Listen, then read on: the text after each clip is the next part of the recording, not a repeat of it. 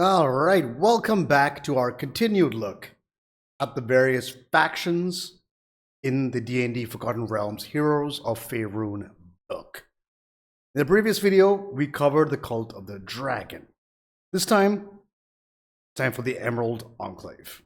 So, Emerald Enclave, that is their sigil. So, a ranger guards a caravan through monster-plagued wilds. Forest defenders dismantle a war camp polluting a vital river.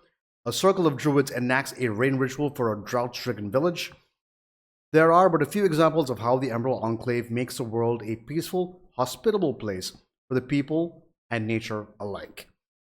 The Emerald Enclave is an organization of survivalists and nature worshippers who refer to themselves as caretakers. Members of the Enclave maintain the balance between the wilderness and civilization and reinforce what they call the natural order. The natural order is exemplified by places where people and nature live in harmony, places where neither settlements nor the wilds threaten to overwhelm the other. Caretakers protect such areas with their lives. To the Emerald Enclave, individual sacrifice is worthwhile if it means the preservation of the whole. All right? Caretakers wear green clothes made from natural, foraged materials such as plants and animal hides. The most powerful members have magically bright green eyes. Oh, that's cool. Most caretakers are constantly surrounded by animals and can walk seamlessly between civilization and the wilds. Members of the Emerald Enclave are loosely organized into diffuse subfactions. Weird way. Diffuse? Subfactions? Diffuse? I don't know. Diffuse. Subfactions called circles. Some caretakers are from the same circle, might work together in small bands, but many operate in isolation. These lone wolves rely on the animals and plants around them to monitor other caretakers and non-caretakers in their vicinity. So yeah, not exactly. What's what I'm looking for? Not environmentalists so much. You know what I mean? Like, again, it's all about the natural order, right? That nothing takes over the other. They remain in balance. That is what the Enclave is all about. So, goals and activities. Caretakers preserve the sacred natural sites by guarding them from logging, mining, and other exploitation. In areas where the natural order has already been compromised, the Enclave restores the lands with once again fruitful and hospitable. The Enclave's spellcasters draw on nature magic to expedite the labors, such as planting trees and cleaning litter-filled waterways. That's oddly specific. In dire situations such as undead-riddled battlefield, the Emerald Enclave leads coordinated assaults to root out the land's defilers. When necessary, caretakers put imminent evildoers to the sword. Members of the Enclave don't relish violence and are against violence against nature's children, but they know destruction is sometimes necessary for healing to begin. Caretakers do, however, proudly raise arms against unnatural forces such as aberrant monsters, reanimated dead, and machines of war. Members of the Enclave believe such creatures to exist to threaten the natural order and must be destroyed. When they aren't healing broken lands or fending off forces of chaos, caretakers study and promote the ways that fauna and flora peacefully coexist in nature. Some spend time in settlements to forge new connections and encourage communities to tend to the world around them. The Enclave is always in search of allies. As one caretaker puts it, wow, that's weird. Okay, the herd is strongest when the numbers are great. Thus, wise caretakers hone their communication skills, knowing that compelling speech or a poignant adage can help others connect to the land. Now, this could put problems, they are essentially a good aligned faction, but let's say, to use the most generic example, the dwarves. They have dug into the mountain and they are mining it for metals and gems. So essentially, they are exploiting the land. Will the Enclave come in there and try and stop the dwarves? Would that cause friction? Would that cause war? Stuff like that. So there is some fun stuff that you could do with this. Like, they are good people, but what they're doing is actually potentially affecting an entire race, or should I say species, and their lifestyles. So, food for thought there. Okay. lunar rituals. The cycle of the moon and seasons is important for the Emerald Enclave rituals. New caretakers are initiated into the Enclave each month on the full moon. Okay. New moons are reserved for tribunals when judgment is passed on enemies taken prisoner or on caretakers who fail to uphold their duties. Oh, that's fun.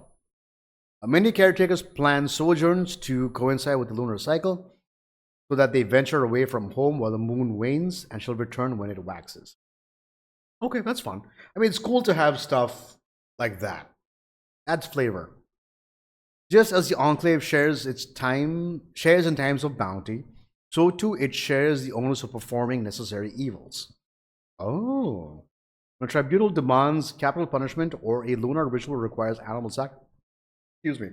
sacrifice, the tribunal selects an executioner through a casting of holy stones or sacred sticks, or the summoning of a nature spirit that temporarily possesses an individual.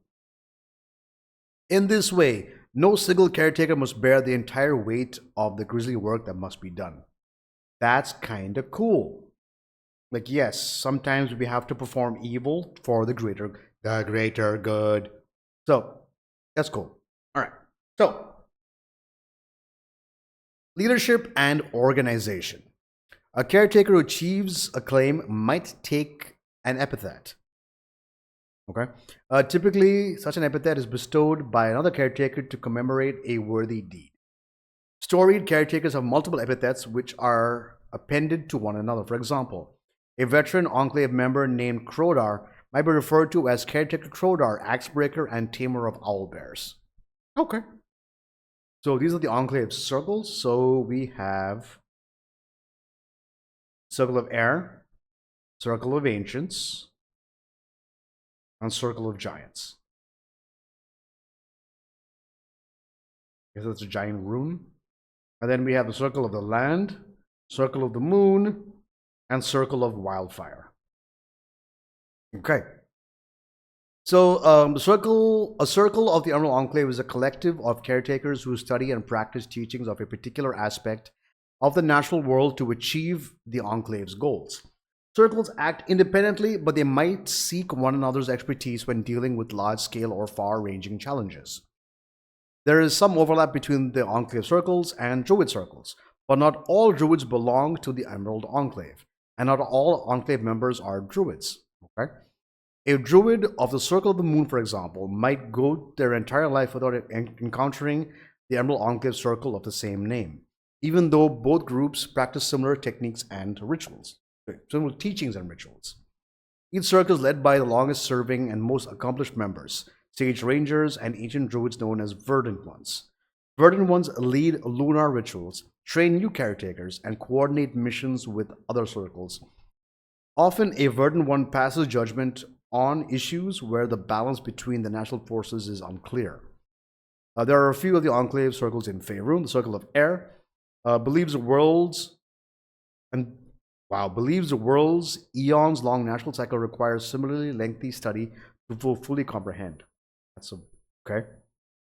Circle of the Ancients. It is the oldest and most influential circle, tapping into primordial secrets. Circle of the Giants reveres the titans of the natural world, dinosaurs, dragons, and megafauna. Circle of the Land is the largest circle, protecting nature in all its forms and helping others survive in the wilderness. Circle of the Moon aids those who travel at night and those who are threatened by nocturnal forces.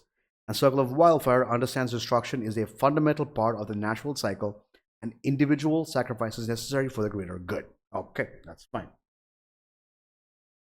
So, the three.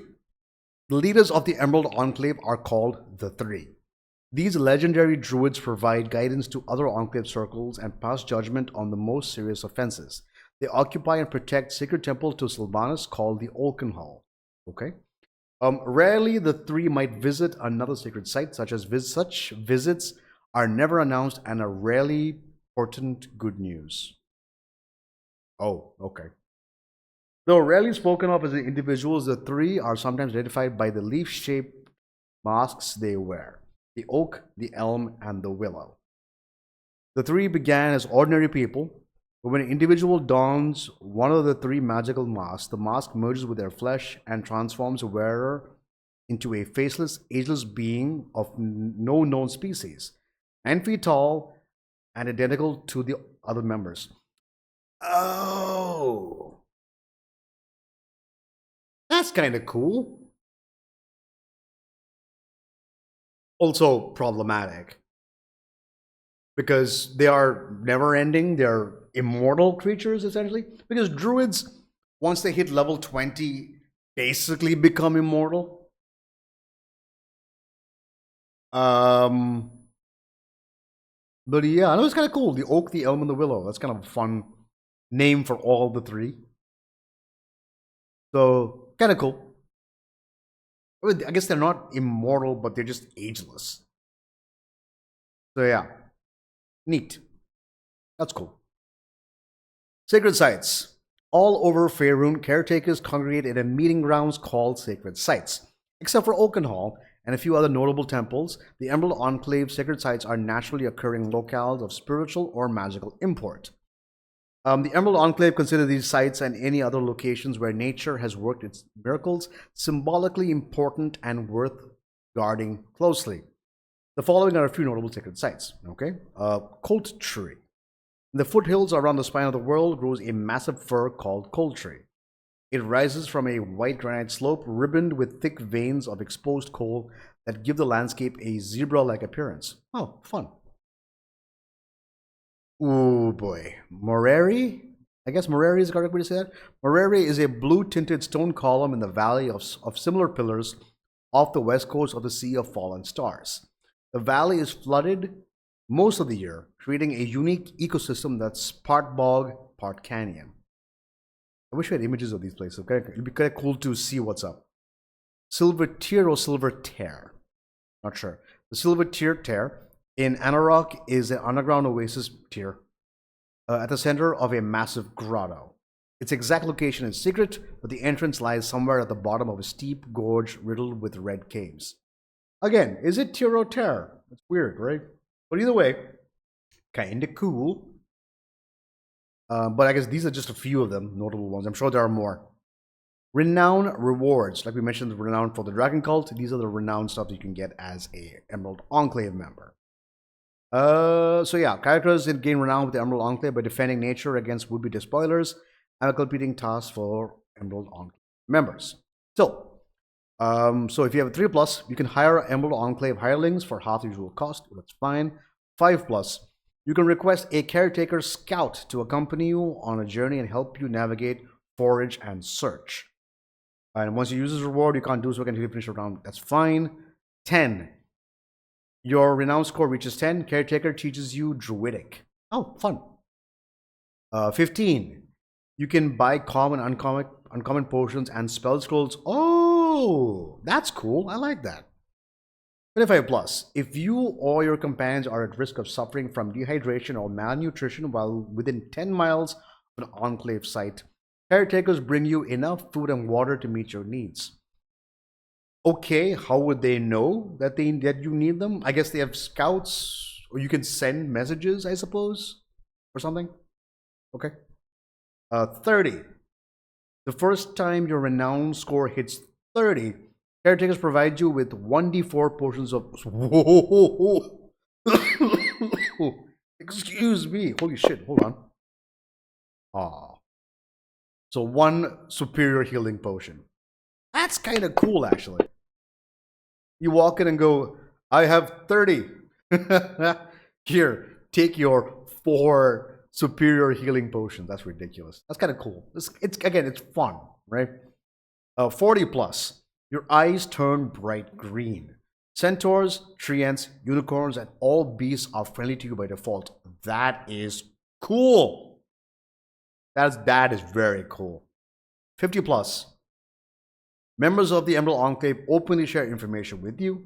In addition, you can request a single audience with the 3. Once you use this reward, you can't do so again. Cool. Again, could be a fun story that you can build. So, Emerald Enclave characters. Adventurers who commit their lives to the Emerald Enclave are often barbarians, druids, or rangers. But anyone who honors and protects the natural balance can find a place in the Enclave. Those who spent their formative years around the Emerald Enclave might have the guide or hermit background. It's again fun for character creation. So, member benefits. If you are a member of the Emerald Enclave, you receive these benefits. A modest lifestyle. The Emerald Enclave provides members with enough food and water and shelter for a modest lifestyle. Trinket. Roll on the Emerald Enclave trinkets table to determine what trinket you have from your time with the Enclave. So, a pair of earrings made from oak leaves that never wilt. Cool. A miniature model of a cottage made of twigs. A green glowing firefly in a bottle. That's fun. A gourd that sounds like rustling leaves when held up to one's ear. A preserved rabbit's foot on a leather strap. Fine. An antler shaped like an elvish rune. Wow, rune. Wow, that could be cool. That's pretty cool. So, special facility. Members of the Emerald Enclave can add the following special facility to their bastions. Emerald Enclave Grove, level 9 bastion facility. You need to be a member. It has a vast space and has 2 hirelings, and you can recruit them. So, veteran agents of the Emerald Enclave create safe havens with trees, grass, and flowing water, where magical creatures and that embody the power of nature live in peace and safety. The Emerald Enclave Grove can house 1 huge creature or 2 large creatures, 4 small or medium creatures, or 8 tiny creatures that can occupy the same space as 1 large creature there. So, recruit, create creature of nature. When you issue the recruit order to this facility, you invite a creature from the Emerald Enclave Grove creatures table to your Emerald Enclave Grove. Wow! Let me read that again because my voice, I just stumble over all those words. When you issue the recruit order to this facility, you invite a creature from the Enclave Grove creature table to your Enclave Grove. Wow, that's poorly worded. Roll any die. Oh, if the number rolled is odd, creature doesn't accept your invitation and you gain no benefit from having issued the order. If the number rolled is even, a creature accepts your invitation and moves into your grove after 7 days. Your hirelings care for the creature and perform upkeep in the facility. The creature in your grove counts as bastion defenders. Deduct any you lose from your bastion defenders roster. You can choose not to count 1 or more of these creatures as bastion defenders, in which case they can't be called on to defend the bastion. Instead, they act in accordance with their nature and use their stat blocks in the monster manual. So, what can you get your hands on? An awakened shrub, an awakened tree, a blink dog, fun, Centaur Trooper, Dryad, Myconid Assault, Adult or a Sprout, a Pixie, a Satyr, a Sprite, a Treant, or a Unicorn. That's kind of badass, I'm not gonna lie. These are celestial creatures. But yeah, so I mean, this is the Emerald Enclave. Again, not as... They are the do-gooders. And most oftentimes, do-gooders don't have a vast amount of stuff happening. But it's still good to get information regarding the various factions. And I've got to say, this is kind of cool. Like the 3 who rule over, I say rule, they are in charge of the Enclave and they give out the biggest orders. So it's kind of cool. Once again, similar to the Cult of Dragon, you have your renown rewards you can use. As a DM, I'm trying to figure out how to maybe put this into my next game, perhaps. Could be fun. And yeah, and this also is kind of cool. Access to a grove, should you wish to partake in it. This is a lot easier to incorporate into a player character because good aligned, it works for heroes. So that's fun. So yeah, that's going to be the end of this one. Like I said, we're going to do one video for each faction. Otherwise, it's going to be a 5-hour long video, and I don't want to do that. But thank you guys all so much for watching. Leave your thoughts and comments down below. If you like what you see, hit that like button. And if you want to see more, of course, hit that subscribe button. and I'll catch you guys all in the next one where we cover the Harpers. So from me to you guys, till then, peace out.